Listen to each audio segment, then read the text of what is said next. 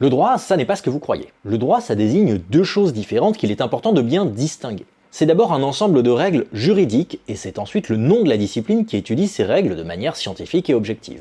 Quand on parle de droit, on pense généralement à un ensemble de règles pour vivre en société, mais sans nécessairement en savoir plus. Ces règles juridiques, elles sont intrinsèquement relatives en fonction des époques et des endroits. Les règles juridiques ne sont pas non plus intrinsèquement morales, tout simplement parce qu'il n'existe pas de morale universelle et intemporelle. Des règles immorales n'en restent pas moins valides, et tant les citoyens que les pouvoirs publics concernés ont l'obligation juridique d'appliquer ces règles. Ce qui fait qu'une règle juridique, ce n'est donc pas son contenu. Ce n'est pas non plus par principe le fait qu'elle soit démocratique, ni même la sanction de la transgression de la règle. Le caractère juridique d'une règle B découle tout simplement du fait qu'une autre règle A du même système prévoit l'appartenance de la règle B au système considéré. Par exemple, si quand l'Assemblée nationale et le Sénat votent un texte identique, ce texte devient une loi, ce n'est pas intrinsèquement pour des raisons démocratiques, mais c'est tout simplement parce que la Constitution prévoit cette possibilité. Et pour simplifier, on considère le dernier niveau de règle valide dans tous les cas.